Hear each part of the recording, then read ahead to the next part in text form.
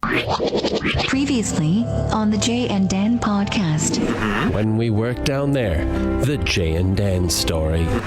I asked one guy, he looked at me like I was nuts. I asked him some kicking question. Was it a kicker? He wasn't the kicker. Do I say, like, how's your penis? Yes. You ask him, how's your penis? I mentioned it in passing, and a couple of urologists who listen to the podcast, we're big in the urology community. Yeah. So he's with his mom or his wife? I don't know. I couldn't tell. It's not a good stand. Oh, yeah. They had Alan Jackson and stuff playing there. Always name dropping. Yeah, Toolsy, big name dropper. I wasn't there for it. He wrote Chattahoochee about me. You ever done a prison tour there? No. Like a euphemism for something. You ever go down into the prison tunnel there? Wait. How's your ejaculate? You're listening to the Jay and Dan podcast, presented by our good friends at Coors Light. Flats of Coors Light. Dance.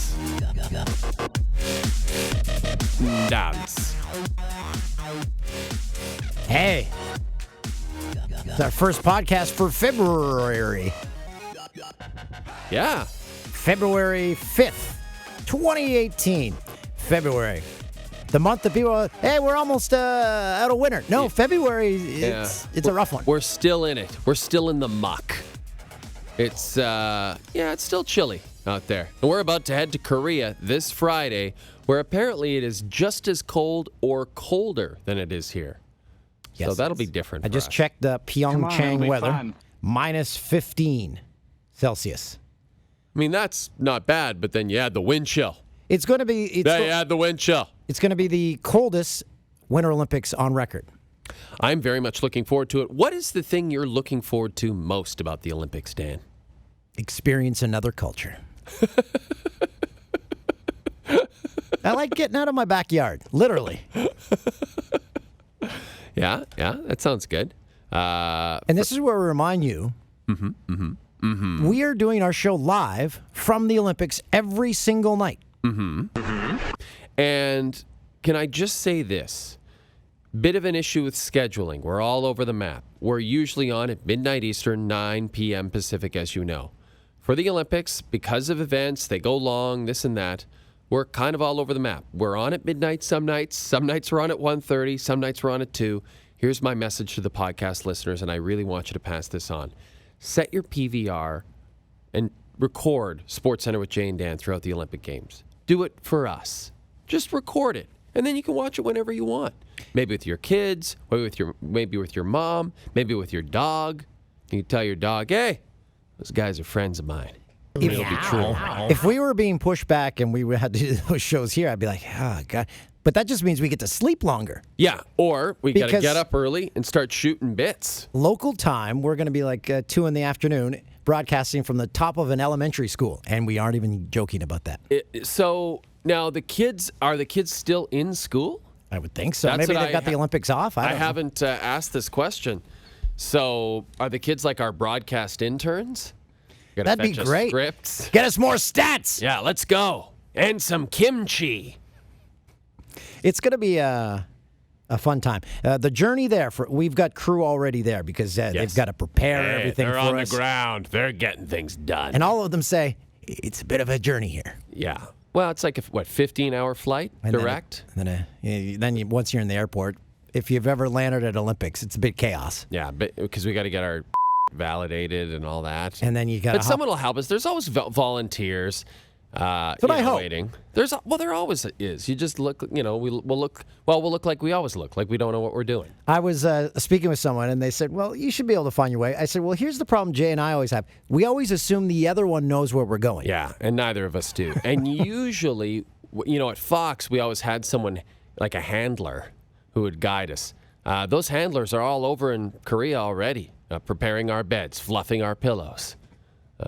Making sure the hot water is sufficient for me. When is our first show?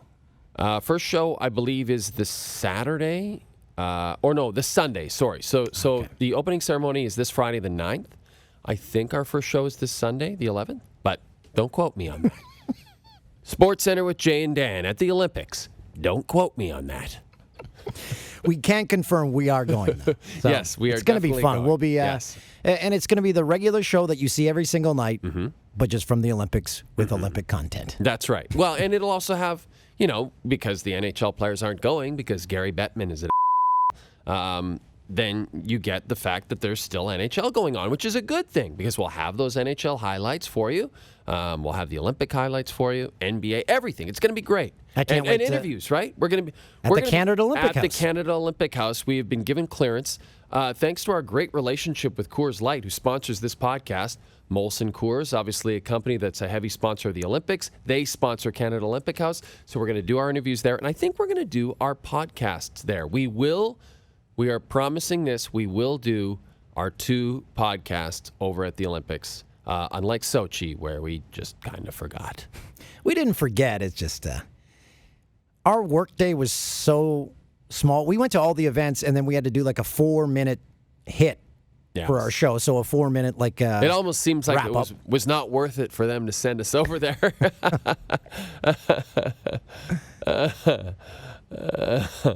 That Olympics, looking back, it was balmy. It was between it was warm. 0 and 10 degrees every single day. One day it got up to like 15 or 20, I think. And now I'm getting, and I know if you're on Facebook, Stoff, are you on the Facebooks? No, I'm not. I was wondering why you didn't want to friend me. Yeah, my Facebook got hacked a long time ago. I'm just kidding. No, but what I was going to say, Stoff, is now on Facebook you get all these. You'll wake up, you'll log on to Facebook, it'll say, here's a memory from 4 years ago. And it'll be a picture you posted 4 years ago. So for whatever reason, I'm getting, I guess it's 4-year cycles or something. So I'm getting all these 4 years ago things.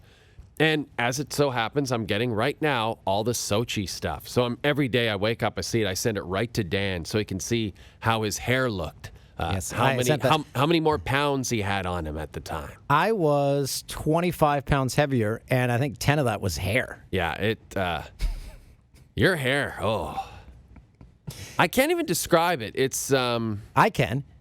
The Lego characters, how you can take their hair off. Yeah, it's a little like that. Just like that. It was a little like that. And yeah, you had some LBs on you, even before we got there. And then all we did was drink vodka and eat McDonald's. And it has changed my life. Then we both looked horrible. I've never looked that bad. Well, I probably have. Yeah. It's going to be different, though. We're going with a purpose. Yeah, we've got a show we're doing every night. We've got to be responsible. No soju for us. It's just into Betty Bye at 8 p. every night. Okay, let's dive into this soju because someone told me, oh, yeah, you got to try that there. It's not moonshine? Well, I don't know. Maybe it is moonshine. My understanding was it was like the Korean version of sake, but I could be wrong. I'm going to try it. I have a feeling we're going to drink a lot of beer over there because all of that Korean food goes so well with delicious cold beer. And I know you're a big beer guy. No, I'm off the beers. No, you're not. You're on the beers, Dan. Coors Light. Oh, yeah, sorry. I mean, Coors... Well, I was going to say, unless it's Coors Light. Right. Other beers, not interested. No, Coors Light. That's all I do. We better be able to get Coors Light at the Molson Canadian Olympic House. Damn straight. Right? I'm filling my luggage with them. Yeah. Oh, yeah? That would be real heavy. And very much a risk of leakage. I have that every day. Speaking of which, I didn't hear that much feedback about all my urology issues. It was a little sad. I wanted some of our urology listeners to give me a bit more feedback on my prostate issues, my ejaculate. I think people just maybe wanted to pretend they didn't hear it. Just feel free to give us some quality feedback to @JandDan. Can we also quickly ask Christoph how he's doing today, if he's mega hungover, because his Philadelphia Eagles won their first Super Bowl. He's wearing his Donovan McNabb Eagles jersey. Feeling terrific, boys. Donovan McNabb terrific. Eagles jersey. Man, buddy, how does it? Did you ever go through? Because as a Seahawks fan, I went through a stage in my fandom where I just assumed they'd never win one. Did you start to feel that way? I've been a fan since 2000 when McNabb actually got drafted, and so they've been decent. Since then, they've had good runs, but it always looked they wouldn't get over the hump there. And yeah, I mean it was crazy. I mean, getting the Patriots again after all these years, and yeah, it was just nuts. As a hardcore fan watching that game, what's it like? What were you, a nervous wreck at what about halftime? That last play? At halftime, did you say this one's in the bag, or were you like everyone else saying, no chance I said this one's in the bag. It was so nerve-wracking the whole way through. that in the end, I didn't even go crazy when they won. It was just like a major relief that it was over. Yeah, you're and it so took happy. a little while to settle in, but yeah, it was nuts. Watching them go for it on that 4th and 1 with that trick play, that was just crazy. Like I literally let out 2 what does, and then I shrieked like a little girl, and yeah. Are you a hardcore fan? Do you have no alcohol so you remember everything? Or do you get 20 beers, Coors Lights into you? Or do you do the middle road of that? I'd say I go about middle with the Coors Lights. Yeah. Okay. Mm-hmm. And You do want to be able to remember it. For yeah, sure. a little bit, but you also want to be able to enjoy it. Of course. That last play. Like I said to someone, people are getting up we were watching it here in our office, people are getting up before he threw that Hail Mary on the last play. I'm like, I felt like they were still going to tie it. Yeah, with Gronk in the end zone, Yes. you never know what's going to happen. But they would have to tie it, and then they would have had to get the 2 points Right, as well. exactly. So, But it was that's basically what they did last year. So I was like, okay, this is happening. Until they actually fail, I refuse until that to ball count hit them the out. ground, Yes. you could not exhale. That's true. Yeah, it is.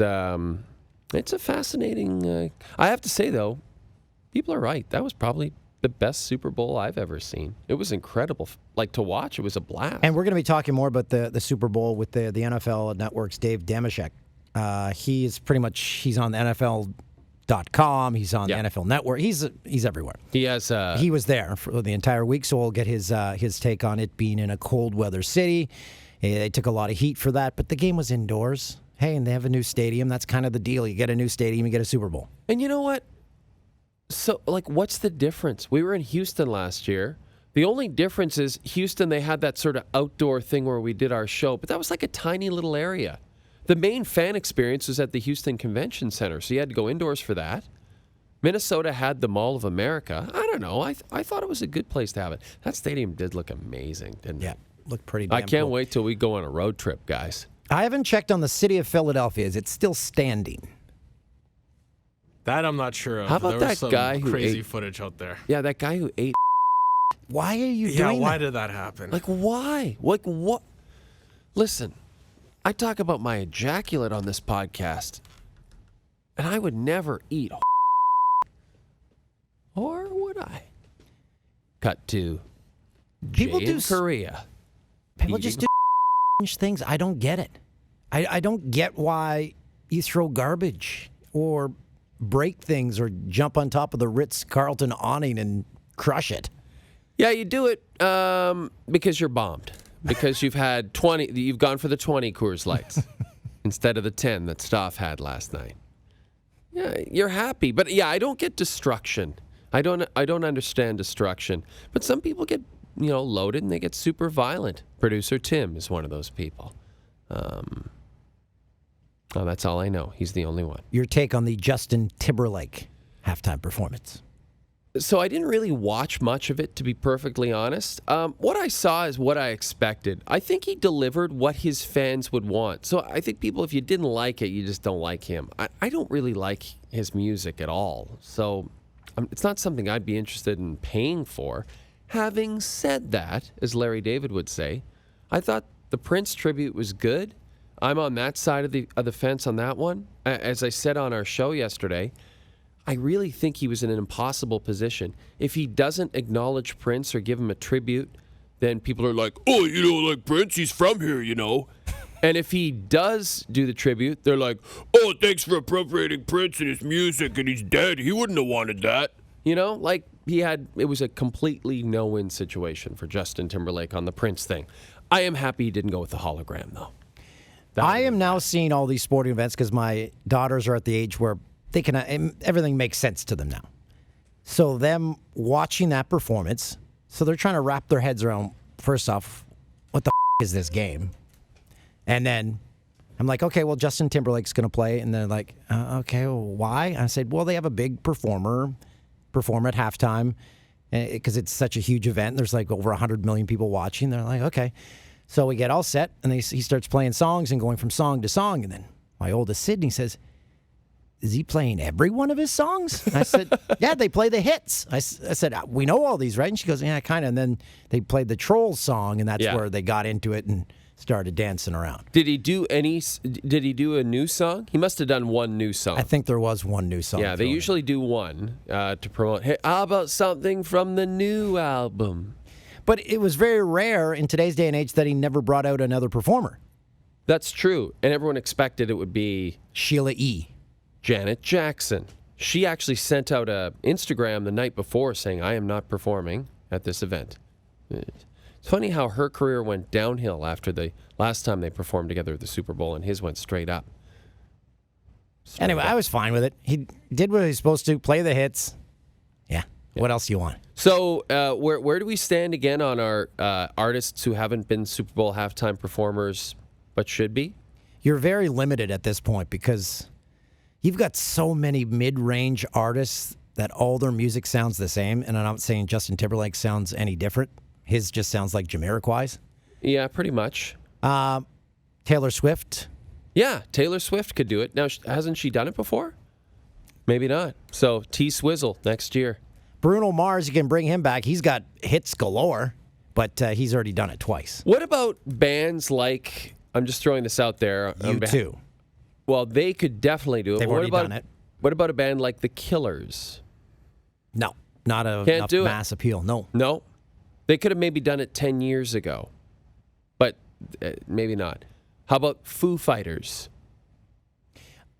It'd be pretty funny if the people in charge of the NHL musical acts scheduled the NFL halftime. And Super Bowl 53's halftime performer is Kid Rock. Or, please welcome the Counting Crows. Welcome to the stage, Alanis Morissette and Goo Goo Dolls. What? What decade? What? Ladies and gentlemen, Cheap Trick. Oh, that might be good. Yeah, that'd be okay, actually. But yeah, it's... Can we get a NHL. camera in the room of the person from the NHL who schedules these? I would watch an entire reality show about the process that leads up to the decision and then the phone call that's made to that artist's agent. They're like, Really? Me? what? You want us to... Okay. And it pays what? Really? You're going to pay me that? You know we're the Goo Goo Dolls, right? Or here's what I think. When Gary goes home at 2 p.m., Yeah. they just sneak into his office and look through his CD collection. Well, this is what is baffling. I think we've mentioned this before. If Gary Bettman would let this information out, people would like him so much more. He saw, back in the 60s, all the great rock and roll acts of the day. He saw the Doors. He saw Crosby, Stills, and Nash. He saw them all at their peak. Like, he was a huge rock fan back then. Why isn't he getting those guys to do it? I mean, even those old relics would be better than, I don't know who he's trudging out next year, Sugar Ray or whomever, Smash Mouth. Didn't someone, when they announced Kid Rock, someone replied on Twitter, it was like, Smash Mouth would be better. And Smash Mouth replied, we're not interested. Smash Mouth and Sugar Ray. What was Smash Mouth's big song? All-Star. Hey, yeah. And there was another one, wasn't there? Christoph, what'd you find out? Walking on the Sun, I think. Walking on the Sun. Has Taylor Swift done the halftime? It doesn't appear like it, no. Oh, she's got to be a lock yeah, she's pretty gonna be soon next. then. Yeah. In fact, they probably asked her. Oh, and they've asked Adele, but she's turned it down. I don't know. That doesn't seem very exciting. They should have Elton John do it before he retires. He'd be good. Philadelphia Freedom. Can we go back to the Olympics for a sec? Something funny happened on the way here. So I was downtown for a thing, whatever. That's I don't want to get into that. What's that? Yeah, no. So they give us Olympic jackets, and I've been wearing mine. And I've got kids, and I go tobogganing and stuff. And there's a hole in one of the arms. What? Yeah. So I went. And these are expensive jackets. Yeah. Like, I would never spend this much money on a jacket in my lifetime, and it's warm as hell, so I wear it all the time. Right. So I went to the store, and I'm like, something happened here. I got a hole. He's like, yeah, you didn't get that jacket from here. I'm like, yeah, my work got it. He's like, no, that's a hand-me-down. What? I said, What, a hand-me-down? he goes, when'd you get it? I'm like, I don't know, a couple weeks ago. He goes, no, that's not. I'm like, this is a brand. Wait, hold on. So TSN is giving us hand-me-downs? No. It's just I've worn the out of it. And so he thought he's like, okay, you're trying to do a fast one on us here. I'm like, no, But work you guy- were trying to do a fast one on them. No, there's a hole in the arm. Well, what did you expect? They were going to give you a new jacket? Well, I thought maybe they have like hole fixing technology. Like a needle and thread? He gave me a piece of cloth. Really? Yes. Said, fix it yourself. Now get the out of our store. Your hand-me-down. No, that's not. That's a hand-me-down. So he was not having any of it. So you're going to be in your jacket's probably never been worn. Never been worn. I haven't taken it out of the package. So yours is going to be nice and crisp black. I'm going to look like I got rolled down a hill. You're going to look like a hobo, the Olympic hobo, Dan O'Toole. That'd be a nice nickname for you over the course of the next 2 weeks, the Olympic hobo. And we also got those boots from Under Armour. Oh yeah, those I've worn the out of those. What? Couldn't you have just waited a little bit? I like wearing new stuff. I had to work it in. That's true. I'll have all these blisters. Yeah, blisters from your jacket. Hey, are you going to go with me to one of those Korean spas? Don't know what these are. Just a So, spa? a We went to the Korean spa in Russia. That's where we ran into Dan Patrick. We were all almost naked. Yeah, we were almost naked in the sauna. Korean spas, my understanding, is the thing that makes them distinct is that everyone walks around completely naked through the entire spa. Like, not just in the dressing rooms. That the women walk around naked in the women area and the men walk around naked in the men area. Just junk hanging out everywhere. And nobody, and I was reading about it, and they were like, do people look at it? And they're like, nobody cares. Nobody notices. It's just junk. When in Rome, why not? Yeah, spa time. I say we do our podcasts from the spa, naked. And try to get people to come on the podcast. Come on over here, naked man. What time do we have here? Oh, we better give Dave a call. Dave Dameshek. This will be cool. He's been so kind to us. He said he's a big fan of ours. Pretty funny interaction leading up to him coming on the podcast. So I direct messaged him last night. I said, want to come on our podcast tomorrow night? We would have you on around 9.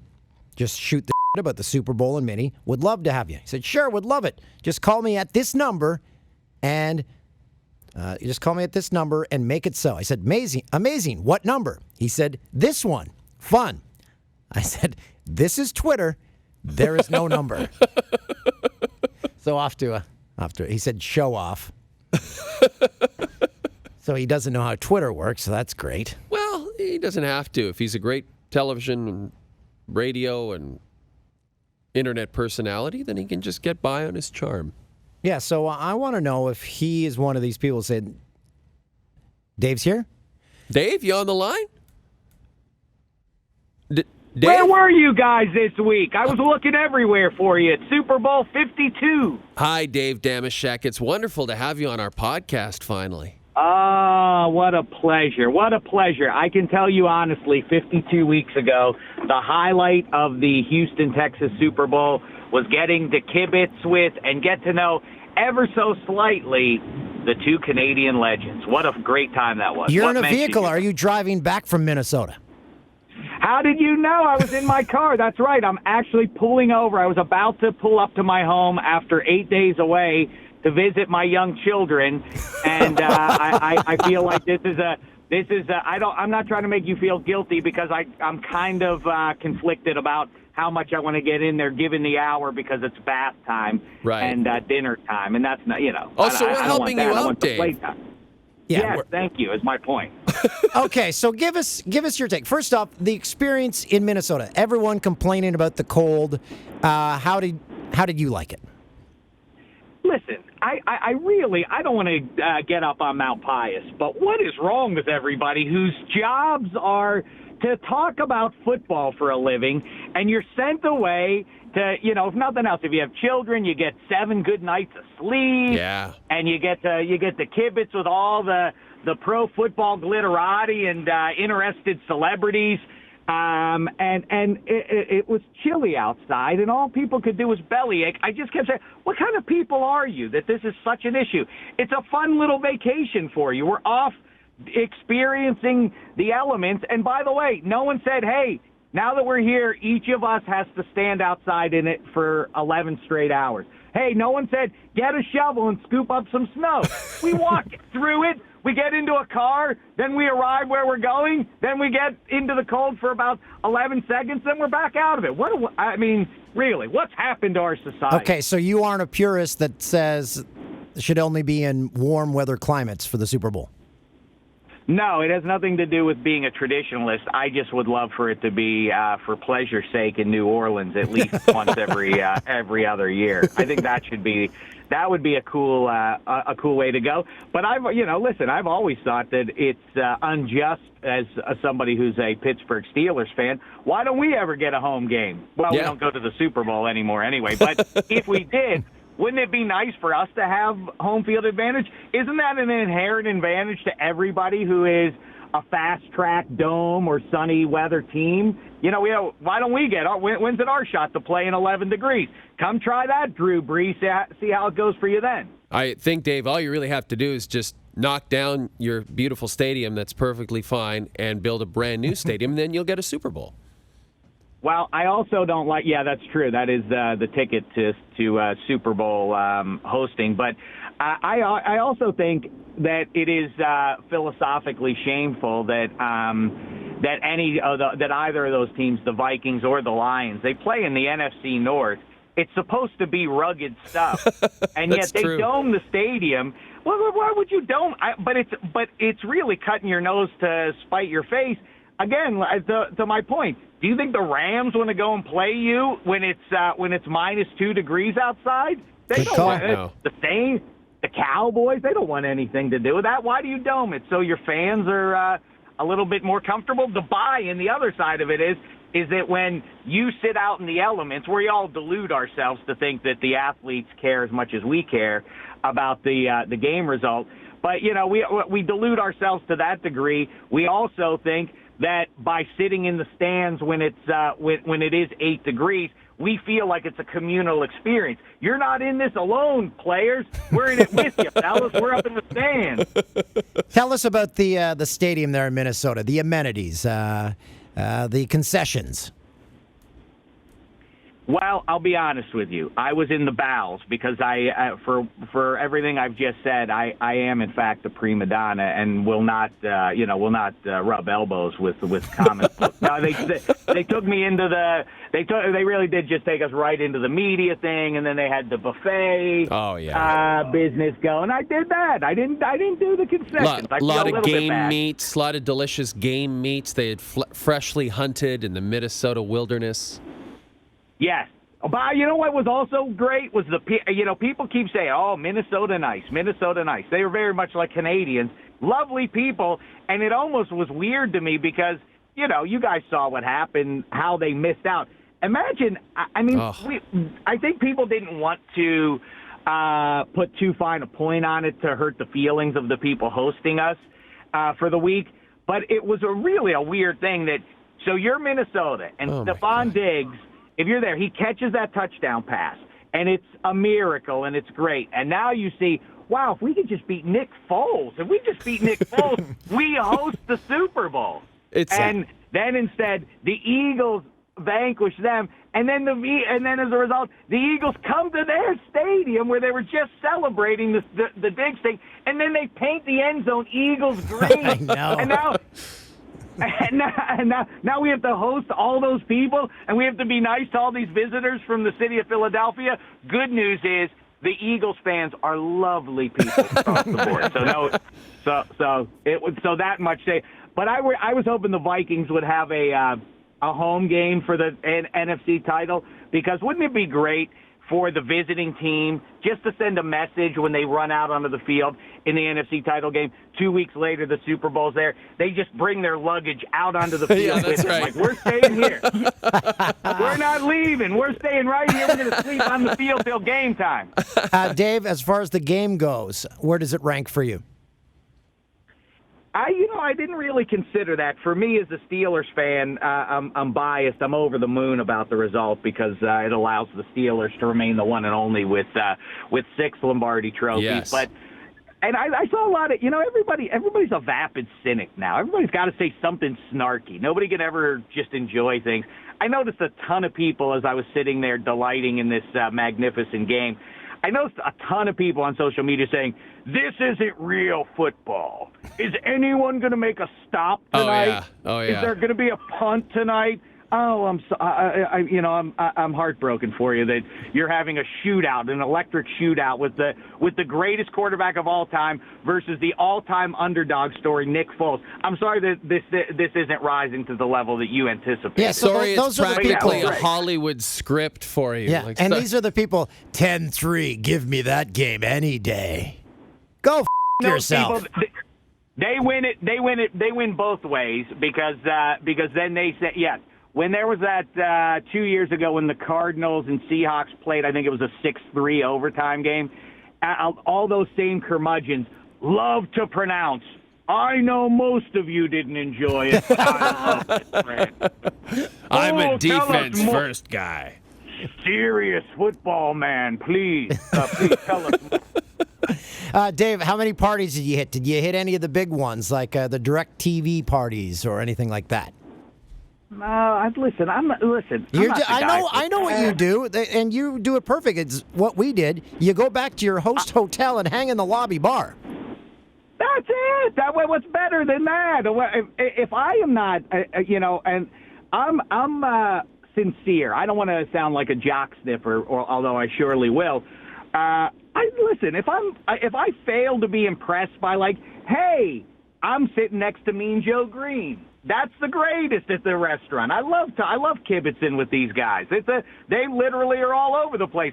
Hey, Dan Marino, how you been? I love that stuff. That's the fun. And then I get to rub elbows with the likes of you. What do I need to go be at a party with 800 people for, and where it's loud and everything else? I'm an old. I really am old at this point. I realize, but that's my speed. No, and plus the lobby bar, you can find your home real quick. That's exactly right. Yeah, those days of thinking it was a magnificent odyssey to be lost at 3:30 a.m., drunk and otherwise, and trying to figure out how you're going to negotiate your way home. Those have come and gone. Oh yeah, those are not fun. Let's go. I literally go. Really am coming home almost every night. I go out for a little bit of food with Matt Money Smith and fellas like that. We come back and it's really 9:30 or later, and people are as we get out of the car, people are jumping in like, "Where are you guys headed now?" Like, to bed. We're going out now. I couldn't feel like a bigger square, but I'm okay with it. I've made my peace with it. Hey, Dave, you said something earlier that caught my attention. You said you're not under the illusion. You know that the fans care way more about the result than the players do. I so subscribe to this theory that by the time players get to the point of a professional level, the actual result of the game means less to them than making sure they earn that paycheck. Is that something that you've been sort of philosophizing about for a long time, been thinking about for a long time, sort of spreading that word, that gospel? It's hard to debate, really. I know that they're invested in it because it's their profession, but again, take the Steelers as an example. Kid from Miami, Florida, Artie Burns, gets drafted 2 years ago. He's been with the team for about 20 months. He cares more than me. I've been watching for 40 years, living and dying with it. He cares more about the U. Now it's a business for him. Of course he can't. He couldn't be expected to care as much about the Steelers as I do. Sure, he cares about the guys in the locker room. I definitely, I know that sounds awfully cynical. No, but it's a fact. To say, but you're just being factual. How could it not be? You're right. Yes, of course. Well, when they get it, their big epiphany is when they get through that first contract, and then that second one is looming, and that's where they make all their money, at least in pro football. It's that moment when they find out, oh, the team isn't as into me as I thought they were, and right. that hurts my feelings.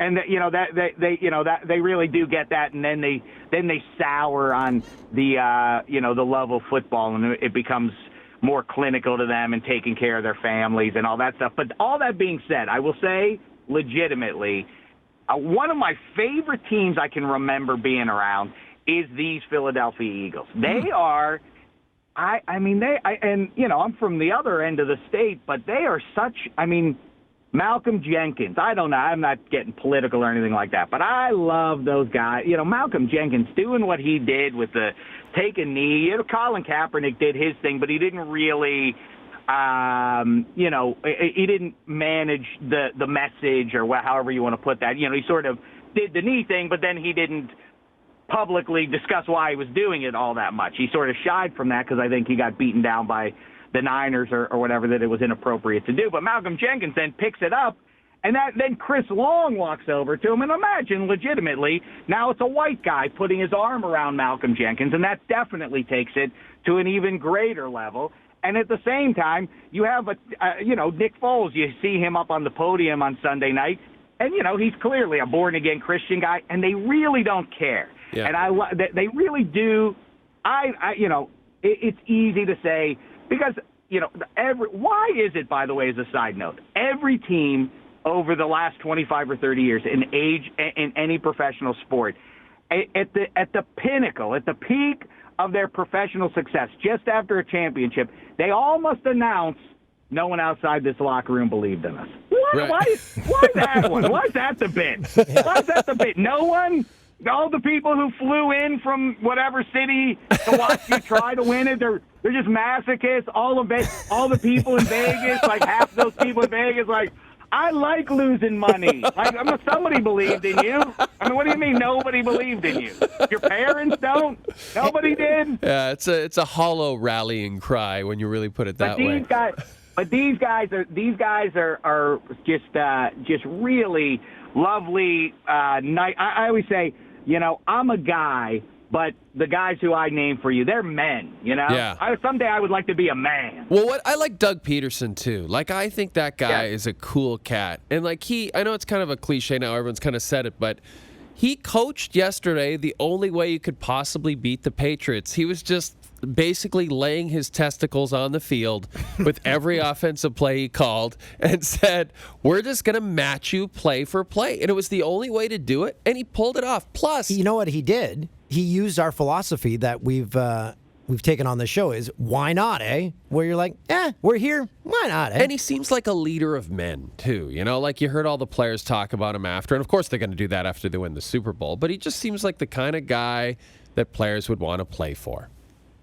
It's real, it seems like a pleasant fellow. It seems like he has a good sense of humor, and I like the idea of. In movies, it's fun when you watch Gene Hackman in Hoosiers or Newt Rockney type speeches. Those are great in movies, but every time I ever ask, I love asking players, so what happens in the locker room? What's it like? Does he get up there? Does the coach get up there and give you a fiery speech? And they're like, well, no. What do you think happens in there? No, we go over what we're supposed to do, like with the scheme. Like there's no pep talk like in a movie, which disappoints me on some level. But it also, the guy who gives the rah-rah speech like that, the fiery speech, is also a dinosaur. It's Bob Knight. I went to Indiana University, and I sort of fell into this thing. I loved it. And when I look back, I thought he was great and hysterical and everything else. Now I look back, and I kind of I would never want my child to play for him. And I also know that as much as I enjoyed Bob Knight, if I were on his team, I would just weep and get kicked off the team. Same here. Why are you yelling at me like that? It's awfully harsh. You know what? I'm goodbye, and I would leave. But it's kind of like, is that he ultimately is a bully, and doesn't he? I know this is a little hyperbolic, maybe a little bit of a stretch, but isn't that what kind of creates the Trump thing, kind of, or like isn't that, or at least isn't it on the same level that like that attitude of I'm just going to browbeat you and I'm going to shout you down about everything? It's unpleasant. Well, these guys playing football, running into each other on purpose, and they should at least they should have a nice coach along the way. Your take on Tom Brady. I'm not going to get into his Facebook show, which he got eviscerated for. But Tom Brady, as a superstar, he is the face of the league, essentially. In the NBA, the faces of the league, they're fun. They're entertaining. The NBA is exciting to watch because of the interaction between these guys. Tom Brady, is he the most boring superstar in the history of sports? Well, Tim Duncan will. I was going to say that about Tim Duncan. David Robinson and Tim Duncan would like a word with you, Dan. Can you imagine? No, I said they wouldn't have a word with you because they're so quiet. You see, but anyway, they're probably the worst. Can you imagine? But yeah, Brady. The whole thing with the whole Patriots 15 years or whatever it's been. It's unsatisfying, and I know that dynasties are inherently unlikable. You want dynasties in sports. You always want them no matter what people. I know commissioners like parity because it keeps more fans engaged, but you want, as a fan, you want dynasties. Like I always say, Star Wars would be terrible if Darth Vader weren't in it. It would, that wouldn't be a compelling movie. So, all right, so there are dynasty, the Patriots, but there's something, it's not that they're so loathsome. It's that, what are they? It's exactly what you're saying. The Green Bay Packers gave us the power sweep. The Pittsburgh Steelers of the 70s gave us the steel curtain defense. Yeah, the Niners would throw it around with Montana, and they were splashy with Jerry Rice. How do you describe the Patriots? Like, they parse rules and and like they like, well, however you want to play, we'll just, like, we don't really have an ID. We'll just go with how it's going and beat you at it. It's just that it's and also they have terrible uniforms. Maybe that's also well, Dave, don't you think, Dave, that it's that they are defined by their coach, like their coach is the star, and that he can literally plug in any player he wants, and suddenly they seem to fit beautifully in that system where maybe they didn't fit as well in a previous team, and he's a genius and all that, and his record is indisputable, but that doesn't make them easy to love when their head coach, who is the star, happens to be the least pleasant media talker in the history of professional sports. Yeah, and that thing about that we don't say anything. Everybody you talk to, anybody who plays for the Patriots, tells you, "Oh, that's not the real Belichick. He's delightful. He's a funny guy. He's got a great wit, as a matter of fact." And more bookish types will tell you, "Oh, he's fascinating to talk military history with and stuff like that." All right, what skin off your nose would it be to do some of that, Bill? Why can't you be pleasant? Why can't you kibitz a little bit? You got to be a curmudgeon and set this tone, and then make all these guys seem two-dimensional when you know deep down. Gronk notwithstanding, even Gronk. Imagine if Gronk were on another team. Oh man! I mean, it would be. He's already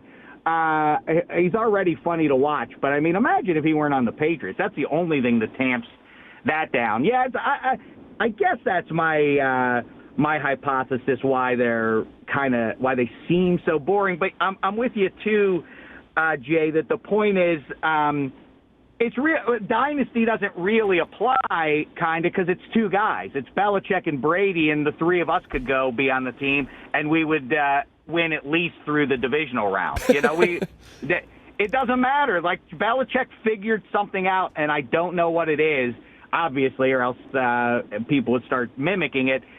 He figured something out about, like, here's what you do in football, and it doesn't really matter who you have out there. You just need guys who are like, you take 3 steps, and that's the only thing you do every play. Like, he gets them into such narrow focus that they are asked to do absolutely nothing but one particular thing, and somehow that works over the course of 60 minutes and over the course of 4 months and over the course of 15 years, no matter how sort of boring it is. And yet, as boring as it feels, now look back at all the Super Bowls they've been in. Every single one of them is dynamite. Yeah. Dave, quickly before we let you go, who plays the halftime next year? I'd like to see Jay and Dan. That'd be nice. I don't know. It's in Atlanta. I'm square. It's 2 Chainz. 2 Chainz. It's 2 Chainz for sure, Dave. It's How about Titty an Boy. REM reunion? They could do that. That would be What about great, that? Dave. That's a great idea. Yes. Yeah, that could be good. Yeah. Hey, one Let's- thing before I go, I wanted to ask you something real quick because we were talking about the hotel lobby. This happened. How much would this upset you, or am I the OCD weird guy? It really brought me down for about 36 hours, right in the midst of the Super Bowl week. I'm sitting there eating dinner, and I look over next to me, and the guy who's like a probably 50-ish year old bald fella, heavy set. I put it on my Twitter if you want to see what he looks like. He's sitting there on his laptop doing stuff at the dinner, whatever. He's by himself. He takes off his right shoe and sock. And I just saw crosses that, Dave. his leg and dangles it up in the air. That was so wrong. That was so wrong. Now, I think he had basically crossed his leg under the table, so his foot was kind of, protruding out from the table, but it was a barefoot in a restaurant. In a restaurant. What kind of? This is, and here's the worst part. What didn't make the photograph, and I regret it to provide the full picture, if you will, is his left shoe and sock remained on. This to me indicates that, sometimes, there's people who would be weird in February in Minneapolis, that you would be such a hippie that you still can't wear shoes. Those guys, by the way, I saw some of those guys who insist on wearing shorts everywhere they go. That's their identity to the world. Like, all right, settle down. It's like the lady who married the Tetris game that you guys were talking about a few weeks ago. Yeah. And by the way, with that lady, too, the way she married her Tetris, and she keeps calling it he, but it wasn't the Tetris cartridge. It was the game that it plugs into. So if it's the receptacle for the cartridge, isn't it, in fact, a lady-on-lady relationship? Yes. Which I'm not judging, but No. to be accurate, it's not a guy. I think you got a The point there. cartridge is the guy. That's digital lesbian love. for That sure. guy with the foot, see, this is where I always think about a situation like that, and I want to walk up to someone, I'm like, I always leave that, and just look at the guy and say, dude, what the Did you think of going up Yeah. and punching him, Dave? It makes me so sad. I don't think I could summon the strength. I know. It's like a gut punch for me that it depresses me so much that people behave in this way. That, and I just got off the plane and was reminded of it again. You want to see human beings at their worst. It's once the plane lands and everybody's sitting on there. Almost every flight these days, they say, hey, we have some travelers who have a connecting flight. If you guys could stay in your seats and let those people go. No, I've never seen one person even attempt to pretend that they heard that message. Everybody just stands up and gets in their way. Yeah, no chance they do. Then the 15 to 20 minutes, if you're towards the back as I was today, that it takes for everybody to get out, and everybody is filing out row by row. I don't have to explain to you what the process is for this because you're a human being and you understand that your row goes and then the row behind you goes, and that's how it goes. Yeah. Except there's always some creep for whose society's laws are too small who has to go one step ahead of you and like, hey, you were in the row behind me. Well, yeah, you weren't out of the aisle. I'm getting out of the aisle right now. You're going to get off the plane now 0.3 seconds more quickly than I am. To what end? Is it worth it to disrupt our society like that? No, the people that are worse are, they see row by row is emptying, and they're on the aisle seat.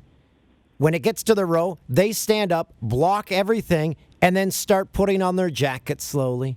I got to grab that case up there. All right, if you're gonna play that game, I'm gonna sneak by you. Listen, there's some gray area there, and I'll take advantage of that. Bottom line is, just please do as I say, not as I do, society. But I would never take out a foot.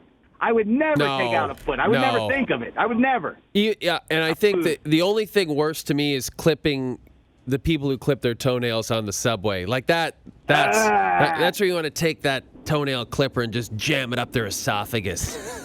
Just jam it right up there.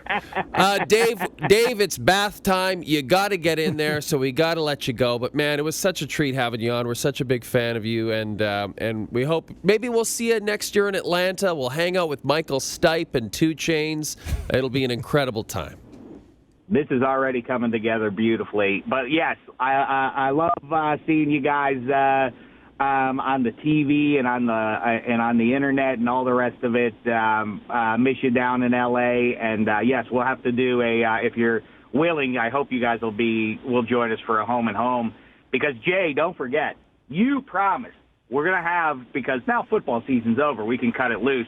It's time at long last to have the 66 and 99 debate. Yeah, baby. We didn't even discuss that. We have to do that. Okay, next time you come on, we'll have the 66 and 99 debate.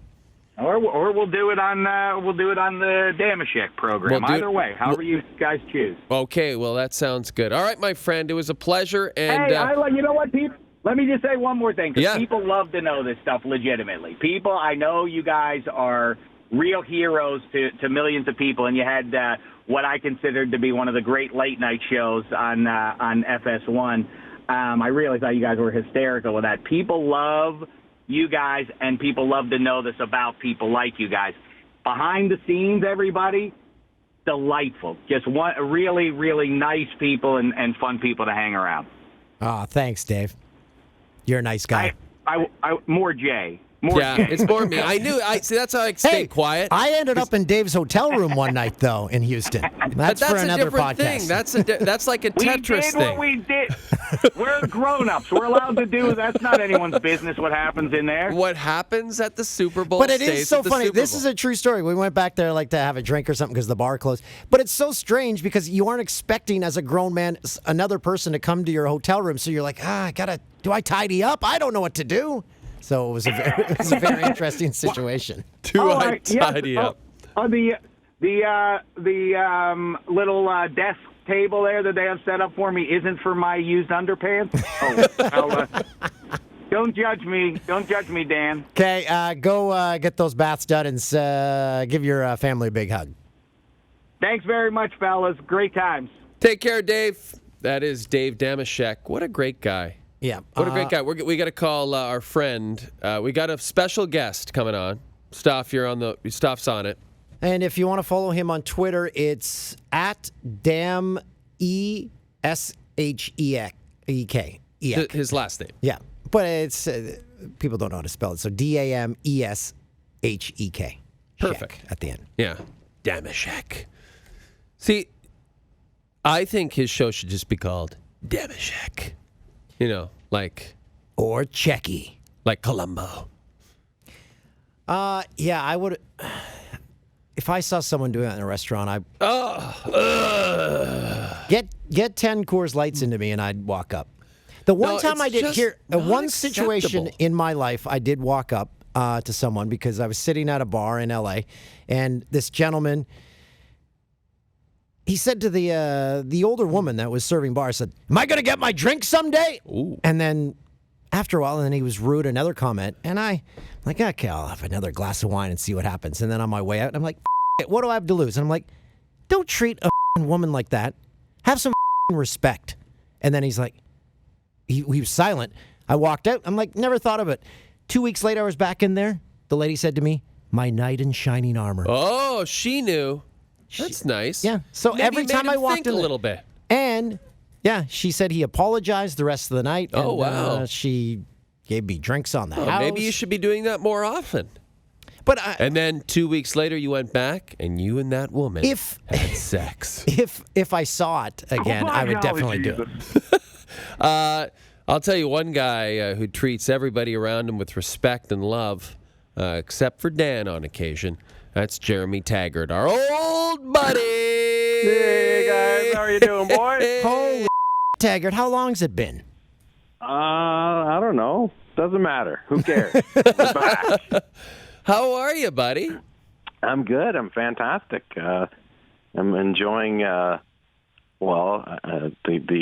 freezing cold is great. Yeah. As you guys probably enjoy, but bigger and better things in terms of the TNT world.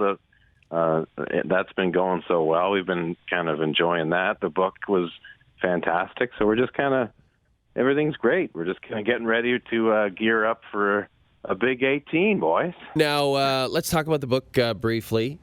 Huge success, terrific book. I see it everywhere. I see it all over. I knew I'd made it when I saw it in Shoppers. Well, that's what I mean. I'm in the Shoppers right by TSN here, and I'm at the checkout counter. And all of a sudden, I look over and I see Canadianity there, and I'm like, "Wow, this is amazing." Yeah, good stuff. Well, honestly, the book is not that different than the conversations that we have and what the people that listen to your podcast and our podcast enjoy. Is just like fun stories and just taking you to a quick place and celebrating the love for each other and for us in the book was a country and growing up here. So, I mean, it really, and you guys know as much as we do, it just doesn't really feel like a job. And that's the best part, because as soon as it does feel like a job, then it's time to not do it. Jeremy, so if you are picking up your book at Shoppers, what's the perfect checkout items to go along with that book? Great question. Great question, Toolsy. Like if you're gonna have a great night with that book, what are you grabbing? Well, maybe some Hawkins cheesies. Oh yeah, some classic cheesies. Yeah, I love that. And they're always $2.99 tops, right? Yeah, for the small bag. That'll fix you up. And then I don't know maybe some trail mix. They got fancy nuts there. They got some fancy nuts. They got the chocolate covered whatnots from nuts to berries. And then get an ointment, because you always can get an ointment at Shoppers. That's where I get all mine. Maybe some polysporin or something. You can, I mean, you probably have your little bleaching kit for you, Toolsy. Yeah. Does that cost money? Is that a lot? Can't you just use regular bleach? That's up there, and you get a book on vasectomy and whether load is clear or not after. Well, maybe Toolsy will write a bleaching book. And that'll be in Shoppers next to the bleach. I never even knew Shoppers sold books. This is a revelation to me. Right at the till. Alan Doyle's book and then that book right beside it. I like that idea, actually. I like that idea a lot. And then you guys are heading on the road for a little Ontario tour. Tell us about that. Well, we leave at the end of May. I mean, all details about the tour. I think it's Waterloo we start in, and we played London. We added Sarnia. That's coming. All the tickets and venues and times are available at taggartandtorrens.ca, and not an A-N-D, so taggartandtorrens.ca. But we're kind of it's basically southern Ontario. We ripped to Ottawa and Kingston on there, so a little 5-show rip. Good times. Little 5-show ripper. Yeah. And the one I attended, the one I attended in Toronto, I didn't know what to expect. And it was like watching a show in your living room with your best buddies. That's right. That's and with some jams. That's the tagline. And we got jams. That's the fun. Like, we got the music going now. So that's a whole other element. It's really starting to pick up. The bits are starting to get nuts. Nasty? No, just funny, crazy. Jonathan's really kicking into high gear with some of these new people that he's been doing. Like this Donovan record producer character. I can't get enough of this guy. He's been doing that for a while. I know, but he just really, it's like, it's so funny because it's built him into this like producer that was there for everything that has happened basically in history. like from Layla to this week we did a parody of Randy Bachman in the studio doing You Ain't Seen Nothing Yet, and Donovan. That's how they met in 1974 in the studio. Hey, Donovan's all gacked out.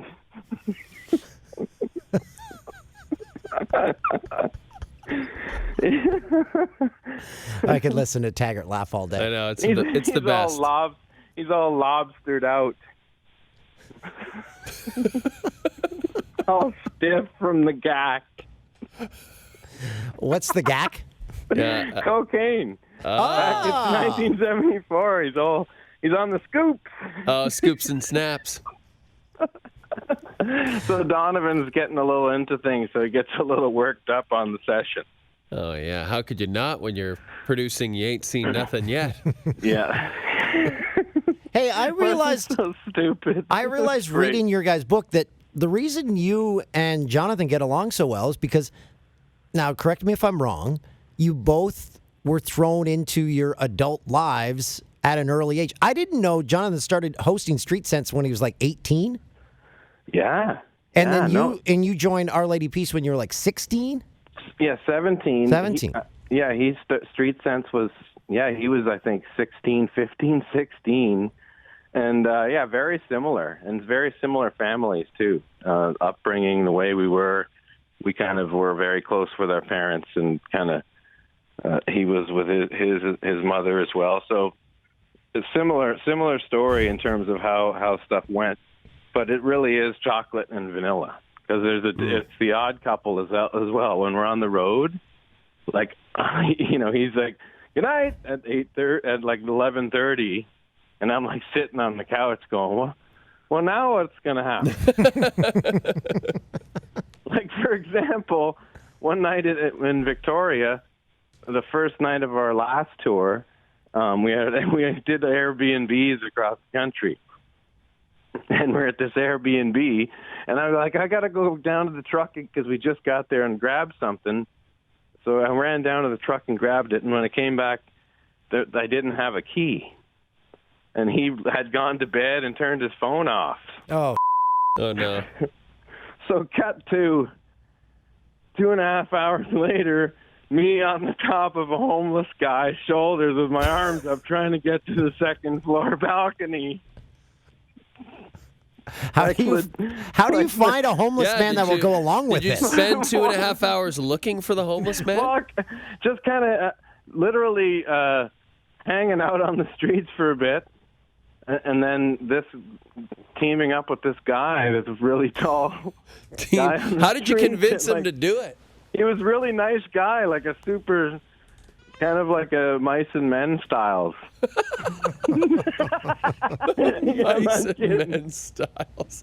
Okay. I'm on his shoulders, which was no big deal for him, but I couldn't quite reach our balcony, and I'm like throwing stones and couldn't. Jonathan just wouldn't wake up, so I had to go to the Hilton down the street and spend $200 on a hotel room. So much for the saving money on the Airbnb.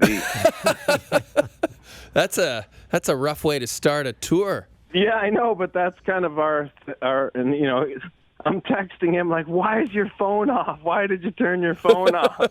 And who goes to sleep that quick? You were gone for 5 minutes. No, he was. Yeah, he's out. It was really, it was like that for sure, because the phone was off, and he might have thought I was like going out. I see. Heading out on the town. Just in Vic. Craziness, boys. Oh boy, and it's going to be even wilder when you get to Sarnia. You better make sure. You better make sure you get an extra key. Maybe you can come out for a night with us. Oh, that'd be fun. I'd love to. Someone to stay up with me. If we survive South Korea. Yeah, we got to make it back first. That's right. Oh my goodness, boys. Yeah, we're heading When are you leaving? We're leaving on Friday. We're leaving freely. Oh, man. Yeah, bud. Yeah. Are you all set? It's going to be fun, though. Oh, yeah. We're all way prepped better up. than Sochi. Way better. Well, weather-wise, Sochi was dynamite, but food-wise, South Korea is going to be a lot better. Yeah, I think or venues being completed-wise. I wish I could go. Wish I was going. Well, why didn't you come? Just hop on board, hop in Toolsy's luggage. Wouldn't that be great? Oh, that'd be fun. Have a Hey, great talk time. to those TD guys. Maybe I can hop on one of them flights. You haven't seen any posts lately, have you, from us? No, I didn't see any posts with a bunch of hashtags that you can click and get to advertising. Hey, it's the new age. It's a good time, though. Oh, yeah. It always is. I myself like to fly. Well, you should use your TD Infinite Visa card. I can help. If I fall down, can I use my TD instant cast? Sure. Anyway. Hashtag ad. We're getting into pharmaceuticals. Don't forget about the hashtag ad. That's always important. Jeremy, we got to run. Producer Tim's going to be wondering where we are. I love it. That's great. Listen, bud, this was great catching up. We got to do this more often. I know. I got to come in there with you. That'll be the next level. We're back in the studio where you originally came to visit us. Wow, the very first time. Yep. Back in the radio studio. Feels like the first time. This is what we do. We go and we get something to eat, and then we do the potty, and then you guys do your show. I love it. I love that idea. There's a Canyon Creek right across the street. Yeah, we've also got a Jack Astor's. You go to the mall, you can hit the food court. Yeah, let's go to the Scarborough town. Yeah, Taco Bell, KFC, always lined me, up. Boys. Yeah, Manchu Walk. Toolsy? Whatever. If it's got food, I'm in. A&W. I have a needle. Little teen burger for Toolsy. Hey, as far as fast food burgers go, I think A&W burgers are the best. Fantastic. Yeah, I like A&W. They're good. Can't go wrong. Kids even get the chicken strips and the whatnot. Yeah, that's and not it's terrible. real chicken. Yeah, freshly slaughtered. It's not like a shaped boot for some reason. Yeah. It's all pink. Yeah, that's right. They got chickens in the back.